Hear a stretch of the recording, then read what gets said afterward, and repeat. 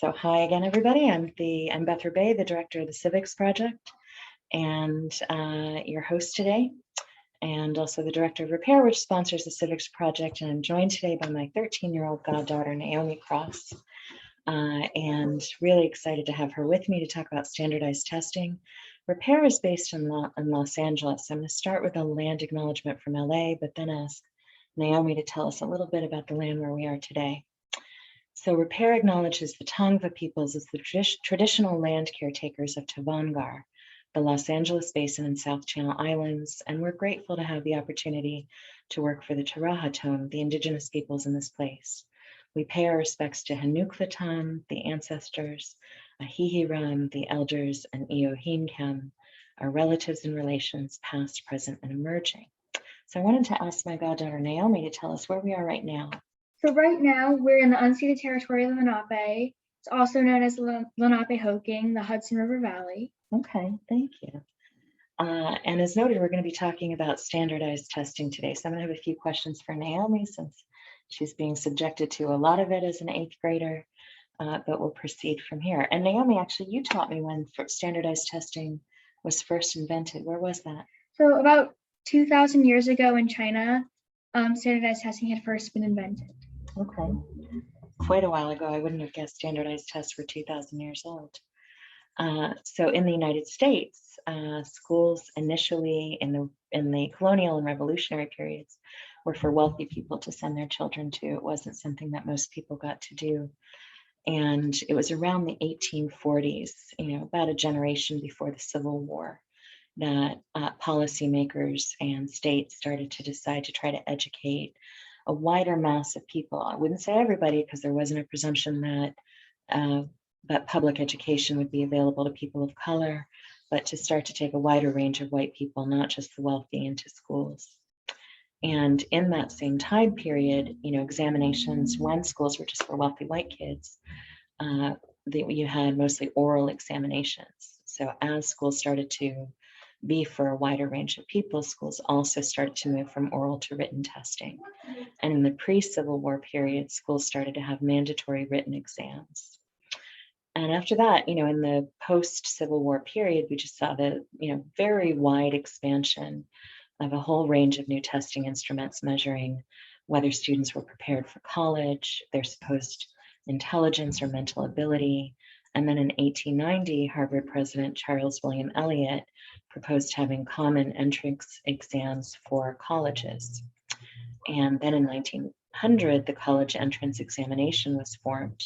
And in 1901, they had the first exams around the country in 9 subjects that were, again, geared towards assessing whether students were ready to start college.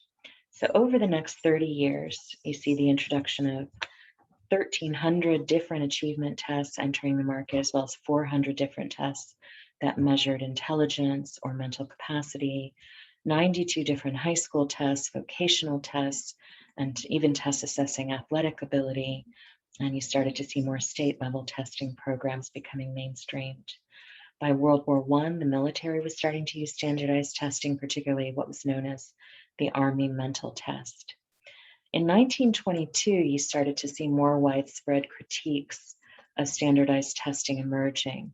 One of them was from a fairly prominent philosopher named John Dewey. Do you know who he was? Had you heard of him before? I heard of him when we were researching it, but before that, previously, not really. Okay, gotcha.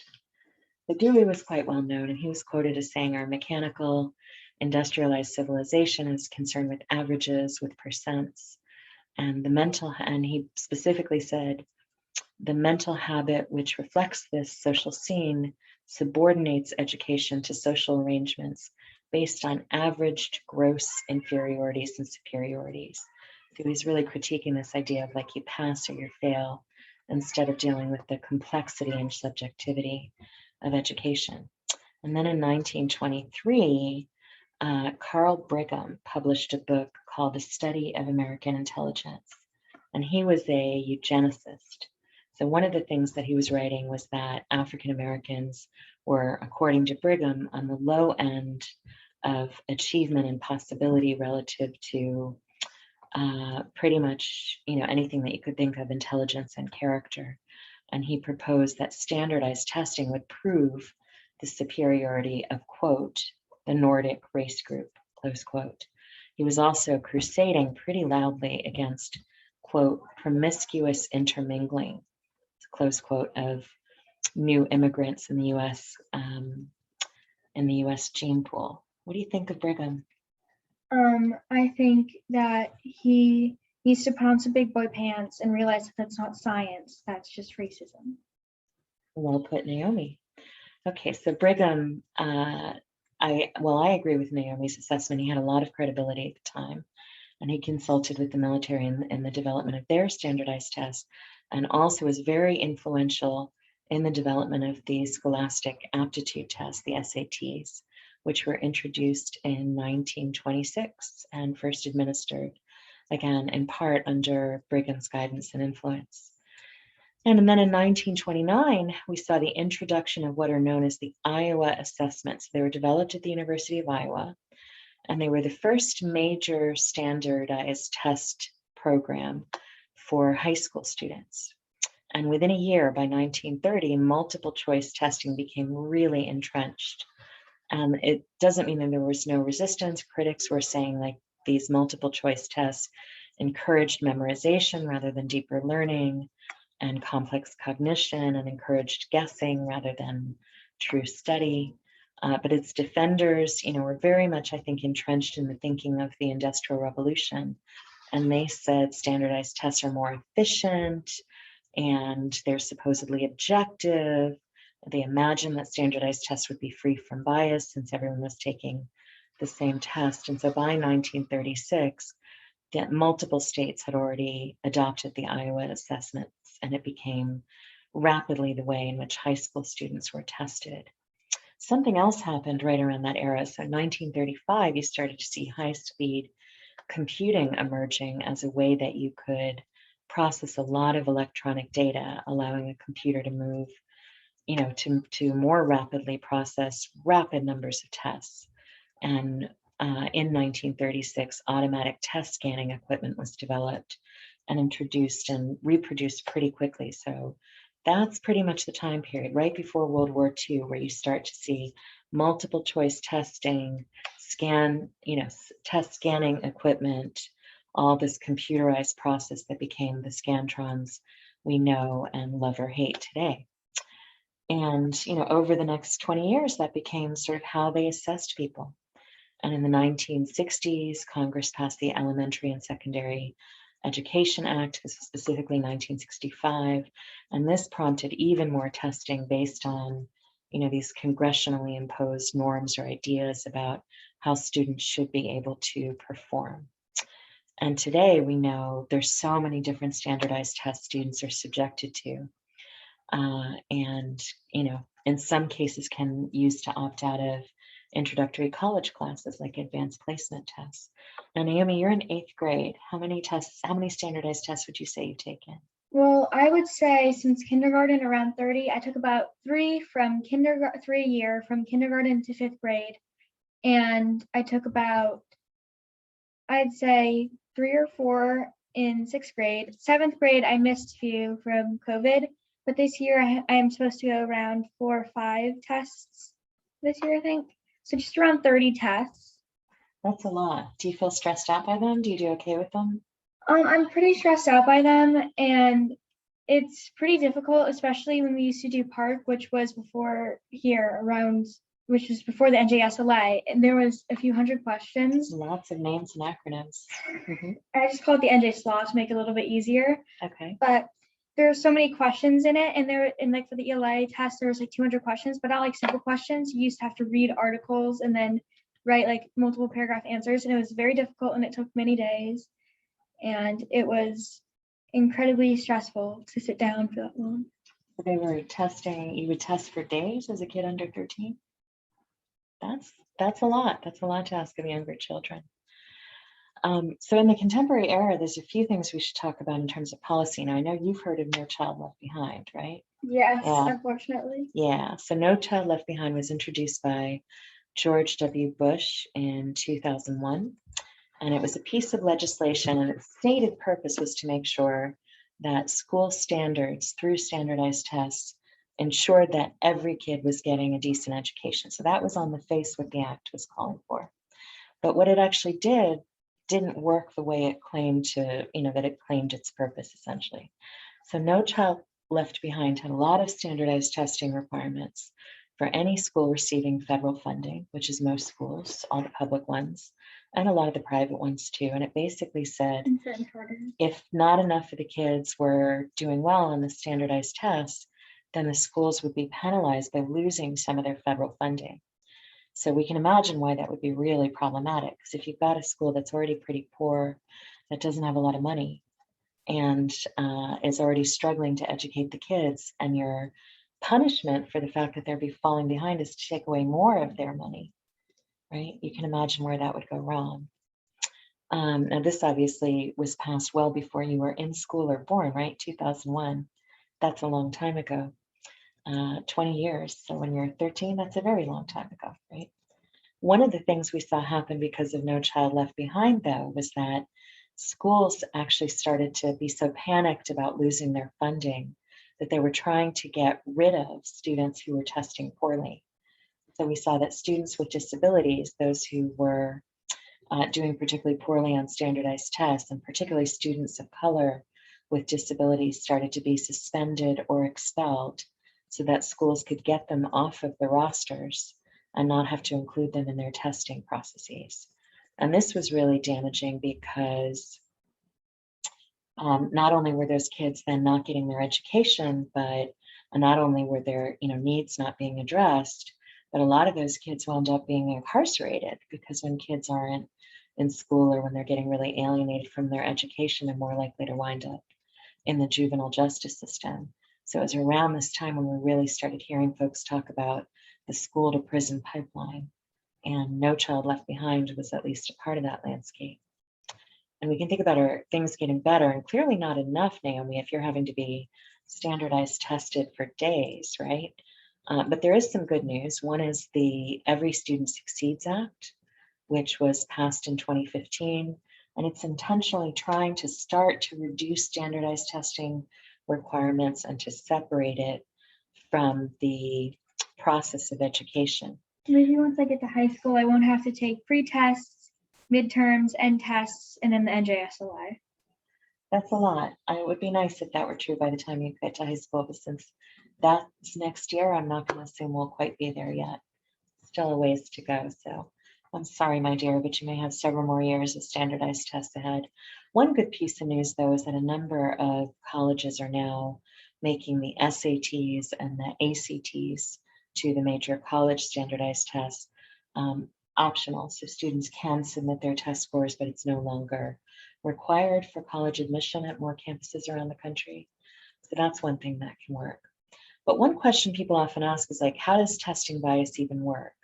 So, we know that Carl Brigham and a lot of his supporters were bent on using standardized tests to prove the superiority of the white race. And we also know that there are test performance differentials that break down and seem to particularly disfavor Black and Latinx and Indigenous students. But why, right? If everybody's receiving the same paper test, what's going wrong? So one of the things that we know, and we have to think about this because we want to be able to answer test makers who claim that a test is an objective instrument. So what we've learned is that tests basically measure the extent to which students have had exposure to more educational resources and attention. And that a lot of those resources and attentions, student-teacher ratio, availability of more complex and challenging classes, are often systematically either unavailable or less available, or don't have enough supplies, or materials, are under-resourced for schools that predominantly serve working class and poor youth of color. So testing tends to measure the extent to which students get a lot of access to resources and active teaching and engagement. But part of the problem is it keeps being treated as a measure of intelligence or ability. So it's actually measuring inequality to the extent that it's measuring anything, but it gets confused with intelligence and your capability to learn and to perform. So I know we've talked about how many tests that you've taken. Would you say that you're in favor of getting rid of most standardized testing? Yes, I would say that most standardized testing doesn't serve a large enough purpose and is just not worth the effort. I propose an idea in which you have educational specialists come to schools and have a one-on-one flexible chat with the students. An example I can give of how this would work better is if you had a solid wooden ruler and you're trying to measure the circumference of a circle, you'd have a very difficult time because you weren't able to wrap the ruler around the circle. But if you had a flexible ruler that was able to modify to the shape of that circle, you could better measure the circumference of the circle. And it's the same thing with students because some students have issues with reading and wording. Some students aren't able to read as well. Some students have a hard time breaking down questions or need help in some subjects and not the others. Or sometimes kids get the answers that are close to right, but not quite right, but it'll just be registered as wrong throughout the test because it's so computerized. And I think it's much better to have a one-on-one flexible talk with a educational specialist. All right, well, you've got me persuaded, Naomi. And I have to say something's going right in your education because that was a pretty great analogy. Let's think about, well, how are we going to know how schools are doing if we're not using standardized testing? Do you think those individual assessments would do the job?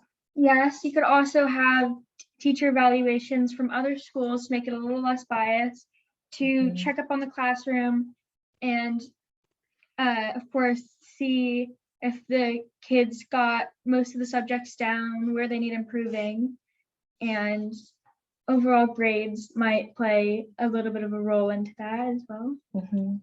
Yeah, one of the things I think you were telling me when we were preparing for this last night is that there's a lot of data that's saying that grades are actually a better predictor than standardized tests of how students, particularly students of color, are going to do in college. Right, because tests are often capturing educational inequities, but students who are getting good grades are also, once they adjust and catch up to the deficiencies in their K-12 education, like by their second year of college, likely to get good grades in college too. Does that fit it? Did I get it right, what you were teaching me? Yes. Okay, good. I'm glad I listened. So we have a book recommendation for you this week, and it's called Multiplication is for White People, Raising Expectations for Other People's Children. And this is a book by Lisa Delpit, and she's tackling some of the ways that students of color are having a tough time in the classroom because they're encountering school administrators and teachers who underestimate them, right? Who assume they're not going to be able to do things. So that's our suggestion for those who would like to do more learning. We'll have some time for a chat with our Zoom audience in a moment. I want to thank everybody for joining us. Usually we announce our next episode, but I wanted Naomi's opinion. So we're going to talk tonight about what we should have the Civics Project do for the next couple weeks. But we will be back on the 12th and the 19th of December, and we'll take a break on the 26th, and we'll let you know what we have in mind for January. Thank you so much, everybody who tuned in today. And again, Zoom audience, please feel free to hang out for a few more minutes if you'd like to talk or ask questions. And yes, folks are asking for the book recommendation in the chat, and we will post that. All right, Naomi, any last thoughts for us? Not necessarily. The second the Zoom meeting is going to end, I'm going to think of like a billion, but as for now, I have nothing. I know, isn't that the way the recording ends and you remember all the other things that you wanted to say? Okay, so again, thank you so much, everybody, for joining us, and stay tuned to our Eventbrite registration page to see what's coming up for the rest of the month. Take care. Want to wave? Okay, bye-bye.